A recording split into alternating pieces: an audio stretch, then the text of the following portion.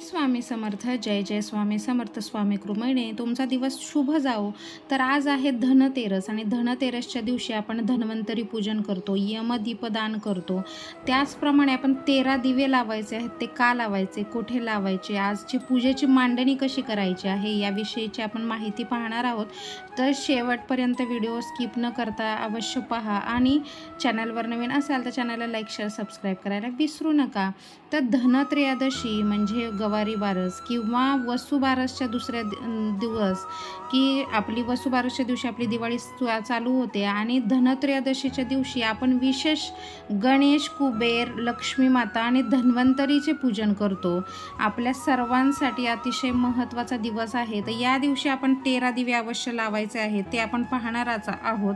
त्यापूर्वी आपण धनतेरसच्या पूजेची मांडणी कशी करायची ते पाहायचं आहे. तर आपण एक चौरंग घ्यायचा आहे, लाल वस्त्र घ्यायचं आहे, एक श्रीफळ घ्यायचं आहे, गहू किंवा तांदूळ घ्यायचे आहेत, हळद कुंकू घ्यायचं आहे. त्याच्यानंतर खडी साखरेचा नैवेद्य दाखवण्यासाठी खडीसाखर, विड्याची पाने, सुपारी, सुटे नाणे, त्याच्यानंतर आपण जो धागा असतो आपल्याकडे पिवळा आणि लाल रंगाचा तो, हार, फुले, पंचामृत, गूळ आणि धने अवश्य घ्यायचे आहे. त्याच्यानंतर अष्टगंध घ्यायचा आहे, तुपाची निरांजन घ्यायची, अगरबत्ती, धूप, दीप, त्याच्यानंतर आपण जे दिवे किंवा पंत्या प्रज्वलित करणार आहोत त्या घ्यायच्या आहेत.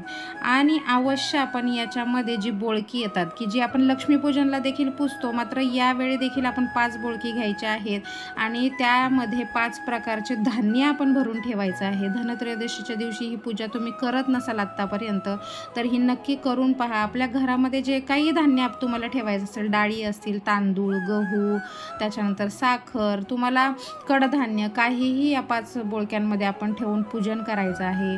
आपल्याकडे जर कुबेर यंत्र नसेल, कुबेरांचा फोटो नसेल तर सुपारी ठेवायची आहे त्यांच्या नावाने. गणपती बाप्पांची मूर्ती तर सर्वांच्याच देवघरामध्ये असते, तिचं पूजन करायचं आहे. लक्ष्मी माताचं पूजन करायचं आहे. आपल्याकडे जर फोटो असेल, मूर्ती असेल तर चालेल, नसेल तर सुपारी ठेवली तरीही चालेल. तर अशा प्रकारे आपण विड्याची पानं घ्यायची, लाल एक चौरंग किंवा पाट घ्यायचा, त्याच्यावर लाल रंगाचं वस्त्र अंतरण घ्यायचं आहे. त्याच्यावरती पहिल्यांदा गणेश बाप्पांची स्थापना करून घ्यायची आहे. विड्याचं पान, त्याच्यावर अक्षता, हळद कुंकू टाकून गणपती बाप्पांची स्थापना करायची. दुसरी आपण स्थापना करणार आहोत लक्ष्मी मातेची. जर आपल्याकडे श्रीयंत्र असेल, लक्ष्मीचं मूर्ती असेल, अन्नपूर्ण मातेची मूर्ती जरी असेल तरी आपण ती स्थापन करू शकतो आणि हळद कुंकू अक्षता वाहून त्यांची स्थापना करून घ्यायची आहे. तिसरी स्थापना करणार आहोत आपण धन्वंतरी देवाची. धन्वंतरी देवाचा जर आपल्याकडे फोटो असेल नसेल तर आपण त्यांची देखील सुपारी इथे मांडून घ्यायची आहे आणि आपण ते बोळकी घेणार आहोत किंवा मातीची भांडी घेणार. त्याच्यामध्ये 5 प्रकारचे आपण धान्य भरून घ्यायचे आहे. जे आपल्याला यथाशक्ती जे भरायचे आहे, आपल्या घरामध्ये अवेलेबल असतील ते भरायचे आहेत. त्याच्यानंतर आपल्याकडे काही सोनं असेल किंवा आपल्याकडे काही चांदीची कॉईन असेल ते अवश्य मांडायचे आहे. आणि या सर्व पूजेमध्ये आपण गणपती बाप्पांना खोबरं आणि गुळाचं नैवेद्य दाखवायचं आहे. लक्ष्मी मातेला आपण लक्ष्मी माता, कुबेर भगवान आणि धन्वंतरी देवांना आपण गोडाचा कोणताही नैवेद्य मिठाईचा दाखवू शकतो. त्याच्यानंतर आणि त्याचप्रमाणे आपण गूळ आणि धने यांचं देखील यांच्यासमोर ठेवून पूजन करायचं आहे. प्रत्येक ठिकाणी आपण झेंडूची फुलं व्हायची आहे किंवा आपल्याकडे जी यथाशक्ती जी फुलं असतील ती अर्पण करायची आहे. आणि अशा प्रकारे आपण धन्वंतरी देवाबरोबरच गणेश, लक्ष्मी, कुबेर यांचं पूजन करायचं आहे. त्याचप्रमाणे आपण 13 दिवे अवश्य कणकेचे बनवायचे आहे. साध्या कणकेचे, फक्त त्याच्यामध्ये मीठ टाकायचं नाही आहे, हळद टाकायचे नाही आहे. आणि असे आपण कणिक जर आपल्याला शक्य असेल भिजवून 13 दिवे करणे तर ते करायचे आहेत. आणि जर आपल्याला शक्य नसेल तर आपण पणत्या 13 लावल्या तरी चालेल. या पणत्या कुठे कुठे ठेवायचे ते आपण पाहणार आहोत. मात्र आपल्याला जर तिथे ठेवणे शक्य नसेल तर आपण हे देवासमोरच हे 13 दिवे मांडायचे आहेत आणि त्यांचे पूजन करायचे आहे.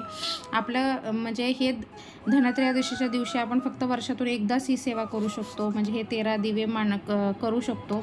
तर हे अवश्य आपण धनत्रयोदशीच्या दिवशी करायचं आहे. तर धनत्रयोदशीच्या दिवशी आपण जेव्हा पूजेला सुरुवात करतो तेव्हा आपण अवश्य विष्णू सहस्त्रनाम पठण करायचं आहे, किंवा आपण यूट्यूबला लावून दिलं तरी चालू शकेल. त्याने आपल्या जे पूजेचं फळ आहे ते संपूर्ण आपल्याला प्राप्त होतं. त्याच्यानंतर आपण गणपती बाप्पांची पूजा करून घ्यायची आहे. ओम गंग गणपते नमः म्हणून त्यांना फुलं अक्षता गंध वाहून घ्यायचं आहे. त्याच्यानंतर आपण लक्ष्मी मातेची पूजा करायची आहे. त्याच्यानंतर आपण कुबेर भगवानांची पूजा करायची आहे. धन्वंतरी देवाची पूजा करायची आहे. त्यांना आपल्या आरोग्यासाठी प्रार्थना करायची आहे. आणि त्याच्यानंतर आपण जी बोळके आहे त्याच्यावरती देखील हळदी कुंकू वाहून आपल्याला भरभराट द्यावी, आपल्या घरामध्ये कशाची कमतरता पडू नये म्हणून आशीर्वाद घ्यायचा आहे. धनेन गुळ त्यांचीही देखील पूजा करून घ्यायची आहे. त्यानंतर आपण जे काही सोने चांदी ठेवणार आहोत त्याची देखील पूजा करून घ्यायची आहे. आणि आपल्या घरामध्ये सर्व नैराश्य दूर होऊन भरभराट व्हावी, आपल्याला कशाची कमतरता होऊ नये, आपल्या सर्व इच्छा पूर्ण व्हावी म्हणून सर्व देवतांना प्रार्थना करायची आहे. त्याच्यानंतर जे आपण कणकेचे दिवे किंवा पणत्या प्रज्वलित करणार आहोत त्यांची पूजा करायची आहे. तेरेसच्या दिवशी आपण कोणतेही पूजा कार्य करतो त्याचे फळ आपल्याला 13 पट अधिक मिळते. त्यामुळे धनतेरसच्या दिवशी आपण सोने चांदीची खरेदी देखील करणे शुभ मानले जाते. जर आपल्याकडे देवीच्या पिवळ्या कवड्या जर असतील तर त्या आपण या पूजेमध्ये अवश्य ठेवून द्यायच्या आहेत, आणि त्यामुळे देखील आपल्याला धन लाभाचे योग बनतात. तर या दिवशी 13 दिवे घराच्या आत आणि 13 दिवे घराच्या बाहेर ठेवावे. म्हणजे कसे ठेवावे, जर आपल्याला शक्य असेल हे 13 दिवे 13 ठिकाणी ठेवणं तर आपण अवश्य ठेवायचं आहे. जर शक्य नाही आहे तर आपण देवाच्या समोरच याची पूजा केली तरी चालू शकेल. जर आपल्याकडे धन टिकत नसेल, पैसा येतो मात्र टिकत नसेल, तर आपण या दिवशी हे उपाय अवश्य करायचा आहे. आणि आपण देवीला अवश्य बत्तासे, खीर अशा म्हणजे गोष्टी आपण नैवेद्य म्हणून दाखवू शकतो, किंवा पांढऱ्या रंगाची मिठाई जरी आपण या पूजेला नैवेद्य म्हणून दाखवली तरी खूप फायदा होतो. तर या दिवशी आपण जर शक्य असेल तर दक्षिणावर्ती शंख आपल्या घरामध्ये असेल तर त्याच्यामध्ये पाणी भरायचं आहे, आणि आपण ओम नमो भगवते वासुदेवाय नमः या मंत्राचा 11 वेळा जप करायचा, आणि हे पाणी आपल्या घरामध्ये शिंपडायचं आहे.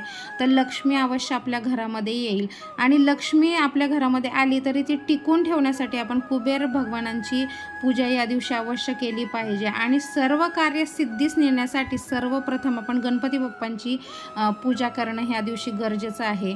तर आपण आता हे 13 दिवे कुठे लावायचे आहे त्याविषयी माहिती पाहणार आहोत. तर पहिला दिवा आपण लावायचा आहे आपल्या देवघराच्या इथे, दुसरा दिवा आपण लावायचा आहे तुळशीपाशी, तिसरा दिवा आपण लावायचा आहे आपल्या मुख्य दरवाजाच्या इथे, चौथा दिवा आपण लावू शकतो पिंपळाच्या झाडाखाली, पाचवा दिवा आपण लावायचा आहे आपल्या म्हणजे घराच्या उंच ठिकाणी, जर आपल्या समोर अंगण असेल तर तिथं आपण कंपाऊंडवर देखील हा पाचवा दिवा लावू शकतो. सहावा दिवा आपण पाण्याच्या ठिकाणी लावायचा आहे, जिथे आपण पाणी ठेवतो तिथे. सातवा दिवा आपण अग्नीपाशी लावायचा आहे, म्हणजे अग्नी आपण म्हणजे आपण आज शुक्रवार देखील आहे आणि अन्नपूर्णा मातेचा वार असल्यामुळे आपण सातवा दिवा तिथे लावायचा आहे. आठवा दिवा आपण आपले जे बाथरूम असतात किंवा टॉयलेट असतात तिथे लावायचं आहे, कारण इथे सर्वात जास्त नकारात्मकता असते, त्यामुळे इथे लावायचं आहे. नववा दिवा आपण यमदेवांसाठी लावायचा आहे. आपण जर शक्य आपण यमदीपदान करणारे तो दिवा वेगळा लावायचा आहे, आणि हा दिवा 13 दिव्यांमध्ये लावायचा आहे.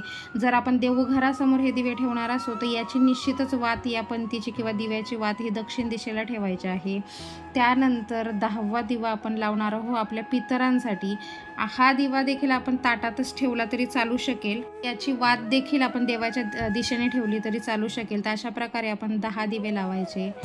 किंवा आपण जर आपल्या इथे जवळपास चौरस्ता असेल, म्हणजे जिथे 4 रस्ते एकत्र मिळतात येऊन, तिथे हा एक दिवा लावला तरी चालेल, नाहीतर त्या रस्त्याच्या दिशेने जरी ठेवला तरी चालेल. 12वा दिवा आपण लावायचा आपल्या इथे खिडकी असेल तर तिथे लावला तरी चालेल. आणि आपण जो 13वा दिवा आहे जिथे आपण कचरा ठेवतो तिथे आपण लावायचा आहे, म्हणजे तिथे अलक्ष्मी असते आणि तिथे आपण दिवा ठेवला तर ही अलक्ष्मी दूर जाते, त्यामुळे इथे अवश्य आपण दिवा ठेवायचा आहे. अवश्य एका दिव्यामध्ये आपण 2-2 वाती ठेवायच्या आहे, हे अजिबात विसरायचं नाही. अशा प्रकारे आपण हे 13 दिवे लावायचे आहे. मात्र त्याचा निश्चित असा काही क्रम नाही. मात्र जर आपल्याला शक्य असेल तर कणकेचे दिवे केलेल्या अगदी योग्य. मात्र जर शक्य नसेल तर पंत्या जरी लावल्या तरी चालेल. मात्र यांचा निश्चित क्रम नाही आहे आणि आपल्याला जर फ्लॅट संस्कृतीमुळे विशिष्ट ठिकाणी हे दिवे ठेवणं जमणार नसेल तर देवासमोर हे ठेवून यांची पूजा करायची आहे आणि फक्त त्यातला यमदेवांसाठी ठेवलेल्या दिव्याची वात ही दक्षिणेकडे ठेवायची आहे. तर अशा प्रकारे आपण ह्या गोष्टी करू शकतो. त्याचप्रमाणे जर शक्य असेल तर आपण या दिवशी सोने चांदे खरेदी करू शकतो आणि लक्ष्मीपूजनासाठी जे सामान लागणार आहे त्याची खरेदी आजच्या दिवशी म्हणजे धनतेरसच्या दिवशी केलेली अतिशय उत्तम. धन्वंतरीची पूजा करायला अजिबात विसरायचं नाही आहे. तर आजच्या व्हिडिओमध्ये सांगितलेली माहिती तुम्हाला कशी वाटली नक्की कमेंट करून सांगा आणि लाईक शेअर सबस्क्राईब करायला विसरू नका. श्री स्वामी समर्थ. जय जय स्वामी समर्थ. धन्यवाद.